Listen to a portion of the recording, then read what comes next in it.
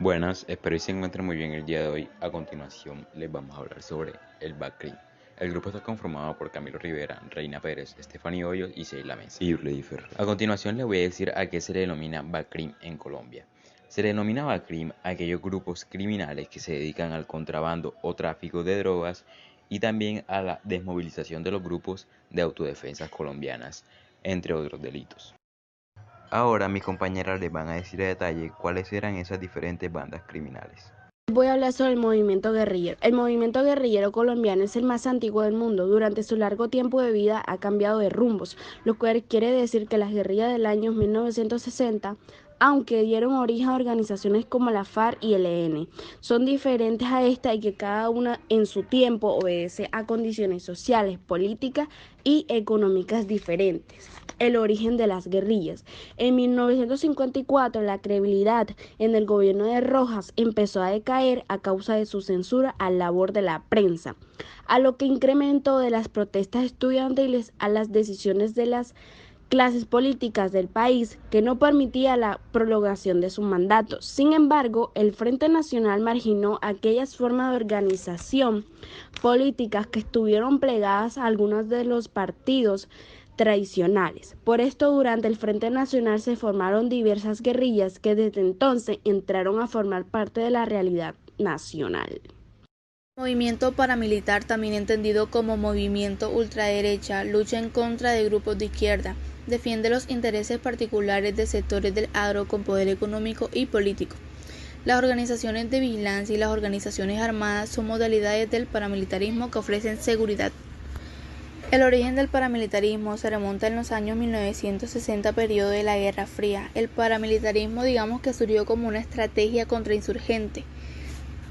Los paramilitares conformaron una organización armada contrainsurgente de extrema derecha llamada Autodefensas Unidas de Colombia, la AUC. Las consecuencias actuales del paramilitarismo se entiende, o mejor dicho, son que los políticos se unieron a los paramilitares por un acuerdo conocido en el documento llamado el Pacto de Ralito. Y los desmovilizados de la AUC se unieron a los narcotraficantes y son responsables del tráfico de drogas actualmente. Narcotráfico y conflicto. El narcotráfico es una industria ilegal mundial que consiste en el cultivo, distribución y venta de drogas alucinógenas.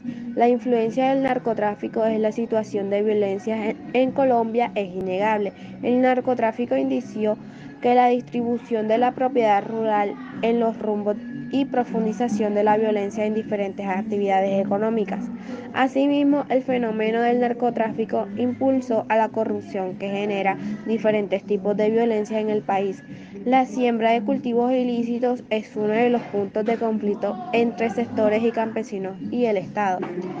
Estrategias contra el narcotráfico.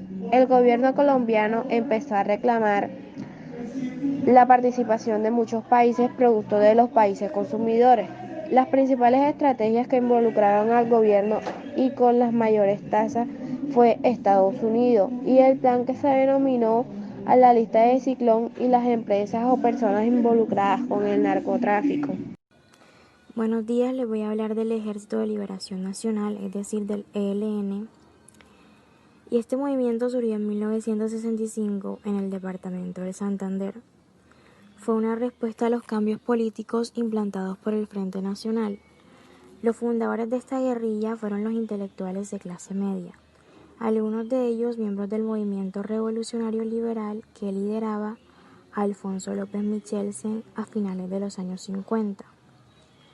Como respuesta al gobierno, una fracción del ELN, denominada Corriente Renovación Socialista, firmó en 1994, en el gobierno de César Gaviria, un acuerdo de desmovilización.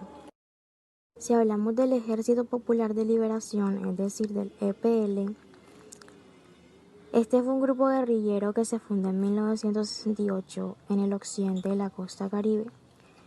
Fue en una zona donde compañías extranjeras dedicadas a la exportación de frutas habían creado un fuerte conflicto social en la zona bananera de Urabá. Ya durante 1991 Buena parte de esta guerrilla firmó con el gobierno de César Gaviria un acuerdo de paz y los que fueron movilizados conformaron un movimiento político denominado Esperanza, Paz y Libertad, o bien EPL.